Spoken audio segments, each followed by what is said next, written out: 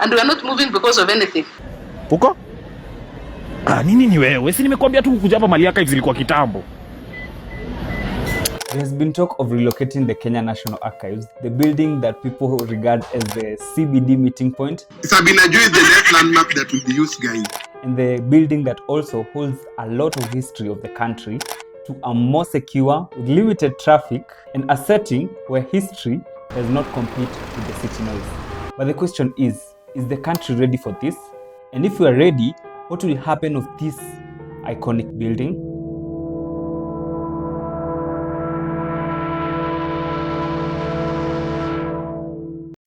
To understand the story of this building, we have to go back to 1863. The bank was established in Calcutta as a rupee-based bank, but going to the following year, 1864, the bank opened a branch in London, which led to its reserves being converted to sterling pounds and the Indian directors being removed from the board in 1866. The disagreement was part of a shift towards Anglicization, which is a process of changing foreign elements such as words, names, and customs to sound more English, like Roma to Rome. So the bank changed its name to the National Bank of India, and the history of the bank would be acquired by Greenlace Bank, which became ANZ Greenlace and was ultimately acquired by Standard Chartered Bank. At the same time, something was happening in Africa. What is it? Colonization. And the British were doing this extensively. They had established the East Africa Protectorate in 1895, confiscating fertile land and imposing labor laws such as the hard tax to create a cheap labor force. On the British farms, or should I say the African farms, they planted things like tea and coffee, which Africans were not allowed to plant them on the parts of land left to them. So business was booming and a lot of money was being generated, but the British did not have a place to keep it.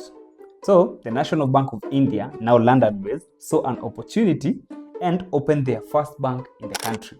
The bank opened its first branch in Kenya at Mombasa in 1896, and it coincided with the construction of the Mombasa-Kisumu Railway, for which the National Bank of India was appointed the official banker.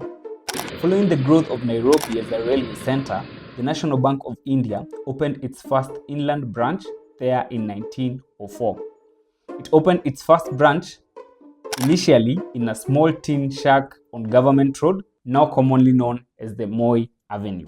In 1928, the bank commissioned a new, more impressive building and gave architect Howard Archer of the firm Cobb and Archer the contract to build the design. Archer chose a neoclassical style which was popular at the time, featuring Greco-Roman columns and a Mangalo tiled roof. The building was completed in 1931. While the Mau Mau uprising continued to unfold in the 1950s, the bank continued to serve the colonial government. And in 1958, the National Bank of India merged with the Greenlace Bank to form the National and Greenlace Bank.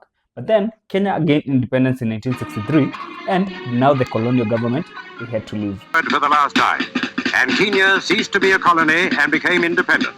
She remains in the Commonwealth. It was estimated that 250,000 people witnessed the moving ceremony. Joseph Murumbi, who was the second vice president of the country, brought a bill before Parliament that set in motion the creation of a national archive. The Parliament established the Kenya National Archives and Documentation Service, which was tasked with the mandate to preserve records by Kenyans about Kenyans. So the Kenyan government first acquired a 60% stake from the National and Greenlace Bank, and by 1970, the government had taken full control, renaming it to the Kenya Commercial Bank, KCB. So what will you see when you visit the Kenya National Archives? First, a big name, the Murumbi Gallery, Kenya National Archives. And then when you enter, you see two sculptures, that is the President Kenyatta's sculpture and the President Moi. Also a big picture of Queen Elizabeth. Also, you'll get to see the history of the different cultures in our country, from Swahili house to the beautiful arts of from different countries like Burkina Faso, Nigeria, Uganda also. Also, utaona zana za vita hapo, uone venye watu vitu walikuwa wanatumia kupigana wakati wa war. And also not forgetting the Nobel Peace Prize winner Wangari Maathai. Moving on to the first floor, It is more about the journey of Kenya's independence, like rare photographs from the Mau Mau detention camps, the first 47 governors, the generals of Kenya Defense Forces, the different mail stamps from different countries, and also the first presidential chair, which was made out of mature oak timber and thick denim leather. The journey of Kenyatta is found there also. The post-independence journey also is present, giving a glimpse of life after colonization, including the post-election violence in 2007-08. Also, the politicians feature in this section. Funny how some of them are still trying to change this country. Anyway, we move on to now the government of Kenya, which is headed by President William Ruto. And on Thursday, 21st August 2025, In terms of moving, yes, that is a process, and we are not moving because of anything. Cabinet Secretary for Culture, Arts and Heritage, Hannah Cheptumo, alongside Principal Secretary Umi Bashir, confirmed plans to relocate the Kenya National Archives from its iconic spot at Moi Avenue and to a safer, calmer, and a more research-friendly location. But why move now? According to the ministry, relocation is more than about convenience. It's also about accessibility, preservation, and dignity. By moving the archives, Kenya can safeguard fragile manuscripts, create better experience for researchers, and also offer visitors a cultural experience. This actually makes sense if we consider what other countries have done. Like the UK have the National Archives of the United Kingdom, and they were consolidated and moved to a new facility in Kew, London. The old dispersed buildings in central London were not suitable for the massive growing collection, and the new site was specifically designed with the necessary climate control, fire suppression, and security systems to protect the immense volume of historical documents. Also, France. France have the Archives Nationales de France, which moved its central archives from several historic sites in central Paris to a new state-of-the-art facility in Pierrefitte-sur-Seine. This move was driven by the need for more space and modern preservation technology to safeguard their vast collection. A move from the CBD is seen as one that will consider environmental factors and also will consider enhanced security against fire, vandalism, and theft, which are actual threats to irreplaceable historical documents. And a good example to see this is one that the CS gave of the 2023 Gen Z protest, which they were saying that the Gen Zs had attempted to touch the archives. Also, something that could be really pushing for this move, something that the UK recently did. The UK handed over more than 300,000 digitized colonial era files to Kenya. And these documents, once kept secret during the British colonial rule, represent a significant step in the ongoing repatriation of the Kenya's historical records.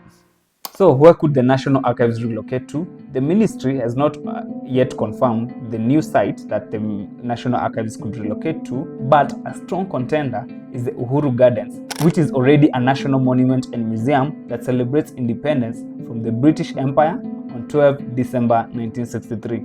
Other suggested sites include Museum Hill for cultural clustering near Nairobi National Museum, and Karen, which offers serene grounds but raises questions of accessibility. All these suggestions are good, but they are far away from the city.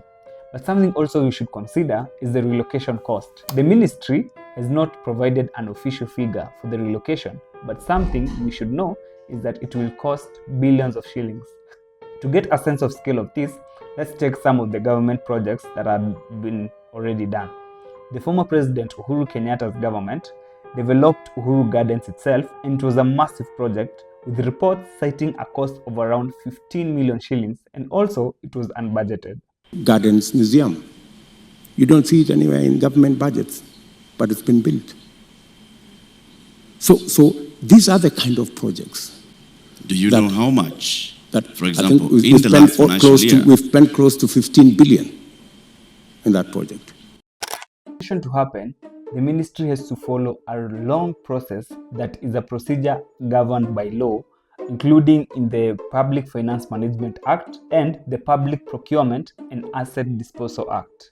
First, the ministry must prepare a detailed proposal and feasibility study, which includes a technical and financial analysis, as well as a mandatory environmental and social impact assessment. This study is crucial for justifying the project's necessity and cost. The proposal then moves to Parliament for approval and is included in the government's budget policy statement, where it's debated and scrutinized by the parliamentarians. This also ensures that it aligns with the national priorities and also undergoes public participation, then watu watatoa maoni zao. Once funding is approved through the appropriation bill, the ministry proceeds to the procurement process, adhering to the legal requirements to tender for a contractor. The final stages include a physical construction of the new facility and the expert-led relocation of the fragile historical documents. But what do you think of this move? Should it be done now with all the other challenges that the government is facing? I'm Eric Mugo, and this is News Diary.